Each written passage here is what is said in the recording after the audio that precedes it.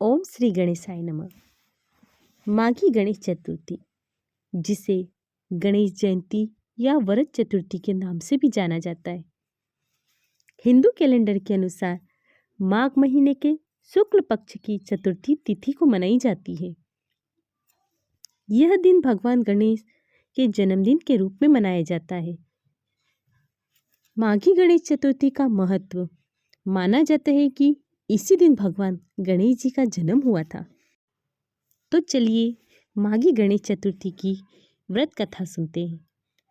प्राचीन काल में नर्मदा नदी के तट पर राजा ऋतुध्वज राज्य करते थे।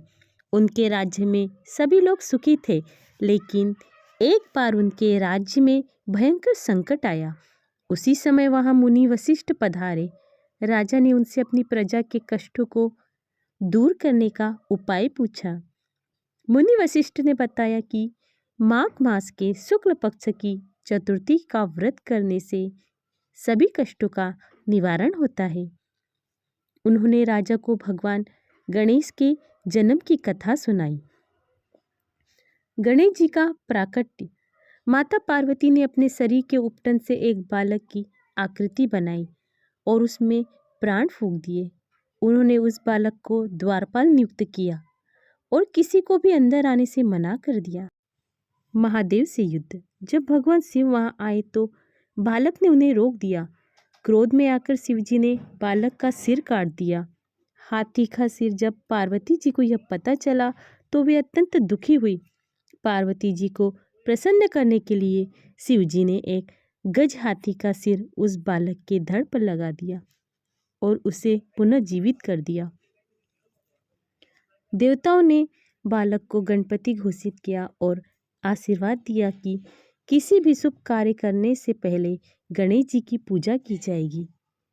राजा को फल मुनि के कहने पर राजा ऋतुध्वज ने पूरे विधि विधान से माघ चतुर्थी का व्रत किया। परिणाम स्वरूप उनके राज्य की सभी बाधाएं दूर हो गई और उन्हें सुख समृद्धि की प्राप्ति हुई। इस दिन से जुड़ी एक और प्रसिद्ध कथा चंद्रमा का अहंकार है। कहा जाता है कि इसी दिन चंद्रमा ने गणेश जी के गजमुख हाथी जैसे मुख को देखकर उनका उपहास किया था। गणेश जी ने क्रोधित होकर चंद्रमा को श्राप दिया कि कोई भी इस दिन चंद्रमा को देखेगा उस पर झूठा कलंक लगेगा। चंद्रमा के क्षमा मांगने पर गणेश जी ने कहा कि यदि कोई भूलवश चंद्रमा देख ले तो उसे मुक्ति कैसे मिलेगी। तो व्रत की कथा सुननी चाहिए और गणेश जी की पूजा करनी चाहिए, जिससे दोष मिट जाता है। श्राप से मुक्ति। चंद्रमा की क्षमा मांगने पर गणेश जी ने कहा कि यदि कोई भूलवश चंद्रमा देख ले तो उसे इस व्रत की कथा सुननी चाहिए और गणेश जी की पूजा करनी चाहिए, जिससे दोष मिट जाता है। अब मैं आपको बताती हूँ व्रत के नियम। इस दिन तिल का विशेष महत्व है, इसलिए इसे तिलकुंद चतुर्थी भी कहते हैं। व्रत में तिल का उपटन लगाना, तिल मिले पानी से स्नान करना और तिल के लड्डुओं का दान करना अत्यंत शुभ माना जाता है। इस दिन भक्त अपने घरों में मिट्टी की गणेश प्रतिमा स्थापित करते हैं। अभिषेक। गणपति जी का अभिषेक किया जाता है। उन्हें दूध, दही, घी, शक्कर, हनी, इससे पंचामृत बना के उनका अभिषेक किया जाता है। भगवान का प्रिय भोग मोदक है।